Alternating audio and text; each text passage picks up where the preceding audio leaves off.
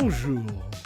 La 25e aventure de l'agent secret 007 et dernière sortie de Daniel Craig a été présentée en avant-première à Paris.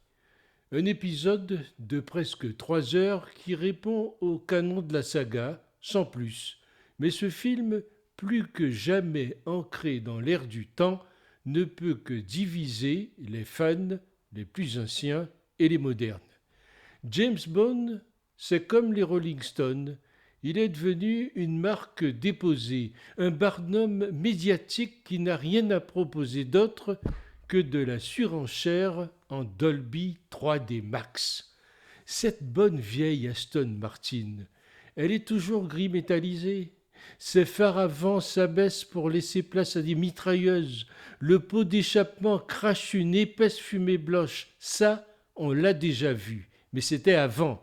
Avec Sean Connery, je suis resté à lui, car tous les autres n'avaient pas sa classe. Plus jeune, j'adorais les James Bond avec lui. Dr No, Bon baiser de Russie. J'ai probablement changé depuis, car je me demande comment aujourd'hui on peut s'intéresser à de telles foutaises avec un héros macho qui, il est vrai, s'entourait de jolies femmes, peut-être pour le plaisir des yeux uniquement. James Bond est James Bond, c'est tout. Cela ne veut pas être intellectuel ni rien, c'est juste James Bond avec toute l'histoire du mythe depuis 1962. Le meilleur reste encore à mes yeux GoldenEye avec Pierce Brosnan, bon acteur avec de l'humour et pas le côté bodybuildé et froid de Daniel Craig, même si Casino Royale était un très bon cru. Mieux encore, l'intrigue était bien ficelée et les personnages secondaires intéressants. Alors, suis-je le seul à m'être rendu compte que le label James Bond s'est fortement dévalué?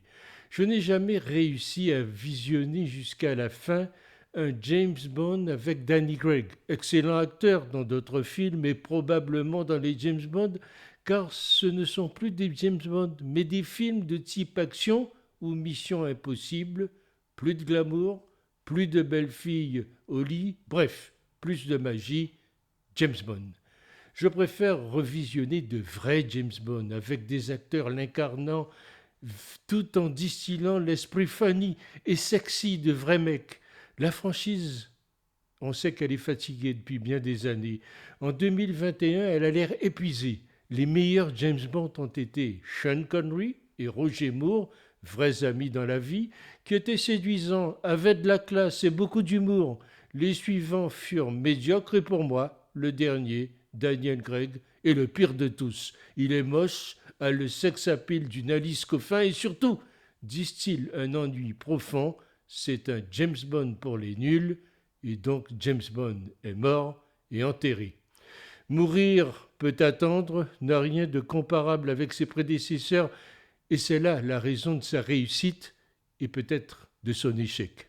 Il faut bien avoir à l'esprit que le long-métrage cherche à concilier deux âmes, celle de l'héritage de James Bond, avec ses codes, ses personnages utilitaires et ses méchants cherchant à détruire le monde, et celle de 007 de Craig où l'émotion supplante l'action, marquant son héros du poids de la tragédie, de la famille, de l'amour. Et loin de réussir cette fusion, Mourir peut attendre tient davantage de la cohabitation en présentant deux films en un, une cohabitation chaotique où chaque facette va faire ressortir les défauts de l'autre.